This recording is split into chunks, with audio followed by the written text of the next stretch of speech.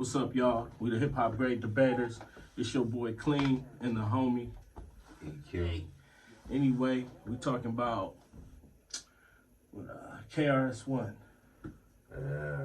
Is KRS1 really in everyone's top 5? Okay. So there you have it. Is KRS1 really in everyone's top 5? That's this show is about. He not in my top 5. Well, that's KRS1 is probably in the top 15 or 10. You feel me? Honestly, respectfully, yeah, I like KRS1 music. I grew up on it. Every album. He dope. I think he a preacher, a good teacher of hip hop. He got a lot of knowledge. He contributed to the game. Some good music, man. KRS1 was a pretty dope MC in the game for sure. Pioneer, legend, for sure, icon. Oh, we gotta wait. give him all of those I accolades. gotta stop you on that one. Icon, no. KRS1 is not an icon of hip hop. What do icon mean? Icon is someone that stands above the rest in a way where before them there was nothing. Let's just put it that way. When we're talking about people who say, this is the greatest who ever done it. This is the best I ever seen in my life. This is a 1 in a million shot. Okay? That's where you get to icon status. Okay? KRS1 is a good battle rapper. A very good battle rapper. And I'll even go as far as to say he probably is someone that made other battle rappers even all the way up till today. I could agree with that, with him being a great battle rapper. I think he's a good artist or rapper, MC artist that records the album too. Because sometimes a lot of battle rappers, sometimes people don't get into their music as much as their battle rap. KRS1 had a pretty successful career creating albums, classics. So to me, that put him at least in the legend category. Oh yeah, definitely, for sure. But in the top 5, not the top 5, Nah, but icon, legend, and I would say the reason why KRS1 is a legend is because of longevity, not because of rap, but because of his mouth and his ability to advertise himself as someone that is still relevant enough to listen to. Right. You know what I'm saying? He's great overseas. If you want to go and you want to remember where hip hop came from and you want to see people break dancing and stuff, you go get KRS1. That's where he belongs. Right. But as far as being someone relevant of today, he's not. He's not. And that's why his category status of being in the top 5 goes away. The only reason why people put him in the top 5 is through nostalgia. Is because these are people that I heard some new stuff that sound pretty cool that he did. I should have did some more research, but I forgot the name of the song. But he did some new shit that was pretty cool that I heard. That's my point. I forgot the song. You said that's hey, the what point. about Skylar Rock? What's your thoughts on Skylar Rock? The situation between Skylar Rock, his son, and KRS1. To be honest with you, if you want to look at it in a humanitarian way, you would say, yeah, he should have. Yeah. But if you want to go from just say a human perspective, that's not his kid. So if he wants to, he doesn't have to. So that's where the humanitarian come in, to where people say he should stand up and do that. But is he obligated to do it? No. I disagree, because I feel like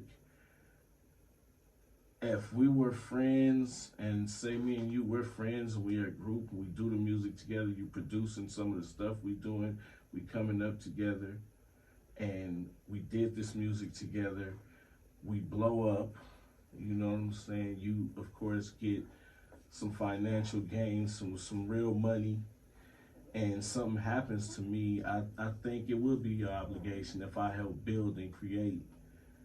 Far as I can remember, every time you hear KRS1, you think Skylar Rock. You can't stop hearing Skylar Rock's name in I think that's not true. my philosophy. I don't think that's true. I think now when you hear KRS1, you hear KRS1. Now, well, but me, I mean, as an adolescent growing up listening to hip hop all through life, I can always remember Skylar Rock was attached to this man. That's the nostalgia point. That's why I said so him helping build the empire, that the brand that KRS1 has became, him helping build that brand doesn't give him anything for his child in the future. Because, you know, we speak about generational wealth and leaving things for your kids, and, you know, having something for the kids. So, I mean, you know, everybody has that rainy day, that security blanket. And it's like, I mean, if we do business together, I would think if something happened to me and we was making millions, that you would look out for my child. You know what I'm saying? That's what I would do. Like, I would completely, yeah. If we was rocking it to get like Run DMC, like, I don't know how anybody could live without, especially if we built it together. Now, if I did it on my own and you was just tagging along, that's different. Although me personally, I still feel some kind of obligation to that. But we created the group. We created this financial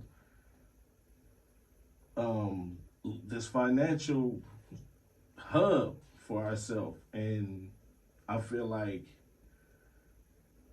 you know, at least off those records, did he get points? Did he ever get anything, or he just was producing and just died with nothing?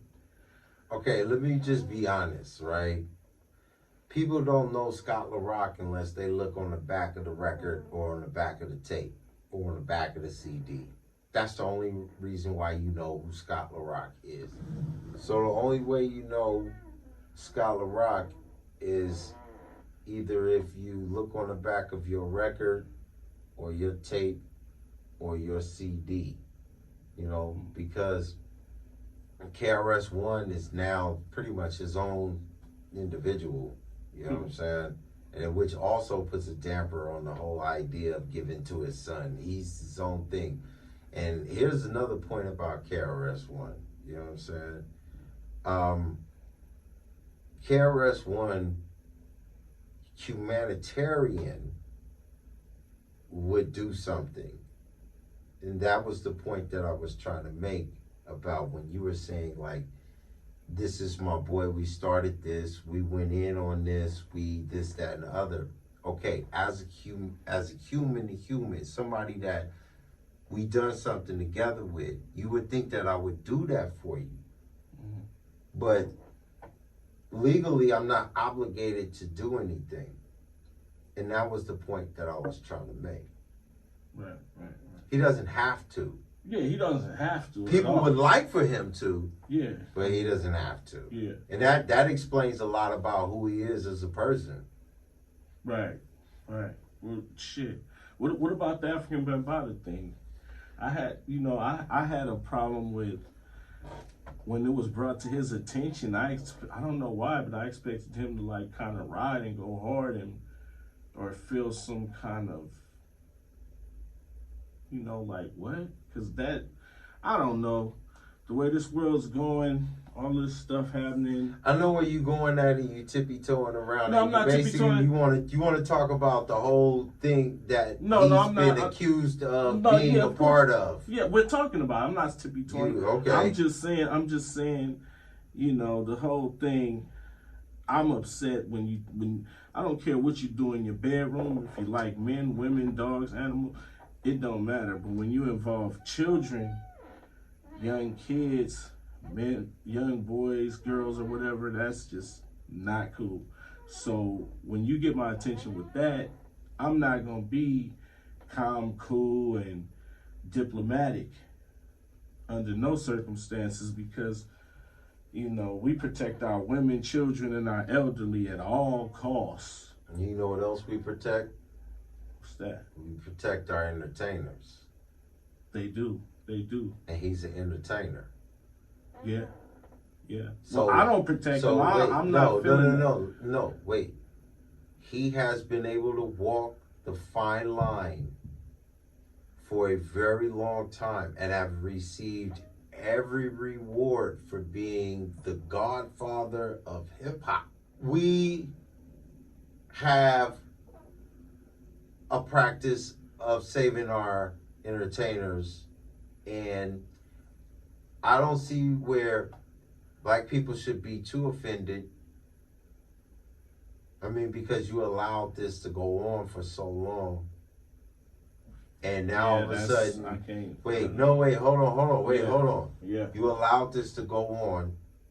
You have given them this godlike status of hip hop. He's traveled the world in the name of hip hop, has been given interviews in the name of hip hop. Okay? And we have allowed this to go on for all this time, knowing. I didn't know. Willingly letting. I just found this shit. Wait, hold on. Willingly letting things go. Yeah. Okay? So we protected our entertainers. Wow. Okay? And we do that with other entertainers. So also. Because it took a long time for them to get. It took a long time for them to get killed. And I don't give a fuck. Yeah, that's so. But so you feel like KRS1 helped cover up for our entertainers, or how do you feel like how did you feel like he handled the situation when it was brought to his attention? I mean, I'm not really like one way or another with KRS1, you know what I'm saying? I mean, you really want to know how I feel about KRS1? You really want to know? Yeah, well, yeah, let's just get to the meat of it. Yeah, how do you feel about KRS1? I mean, I think KRS1, if his head was as big as his rap career, he would be the biggest rapper ever. Put that together, okay? There's been many of other artists that have been mediocre, that have had better careers than KRS1. Yeah. All right? Mm-hmm. And KRS1 has done a lot of crawling to get to this so-called legend status that he created for himself. And people have given him this status because of nostalgia. And KRS1 knows a lot of stuff that he's not going to let out, which goes to prove to the character of the person, because you would say, okay, a humanitarian will help out, but he doesn't, and we questioned that. So how much else is he doing, or capable of doing, or willing to do? You know, he tries to live a real clean life. Healthy, safe, going around preaching hip-hop religion. You know? Trying to incorporate people next to him, close to him. You know? Palling around with a lot of guys. Hey, I never saw that fool with a girl. Oh, he has a woman. His woman, let's put it this way. KRS1's woman,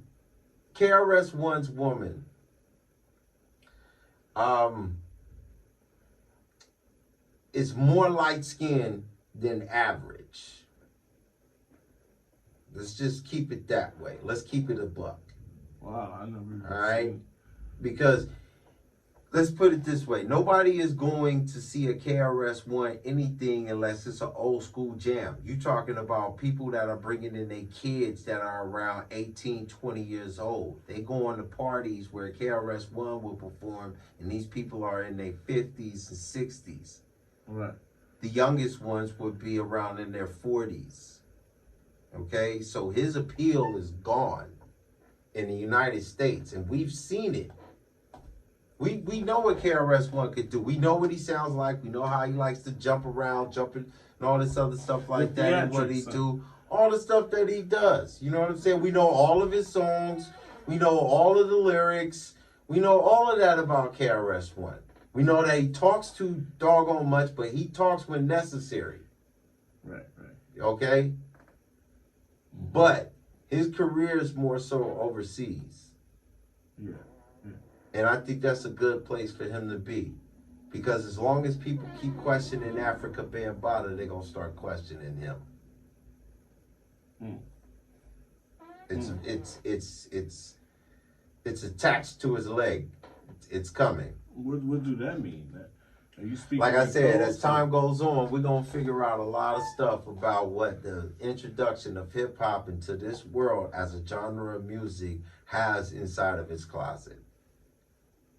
Wow. And why a lot of people, once again, like I said, are being put into positions where they really don't belong. Wow. I'll give you one quick one. You know who else came out during KRS1? Who's that? This is just a crap on KRS1. Who? The Beastie Boys. Right. Beastie Boys made so much of an impact in hip hop, it is ridiculous. They are actually in the Rock and Roll Hall of Fame. Is KRS1 in the Rock and Roll Hall of Fame? No, I don't think so. Do you think he would even qualify? Because Public Enemy's in there. NWA's in there. Right. You get what I'm saying? Hey, and KRS1. He Tupac in there? Tupac. Yeah, he. Is Biggie in there? Yes, he is. He is? Yeah, he's in. So. Biggie is in there too. Both of them.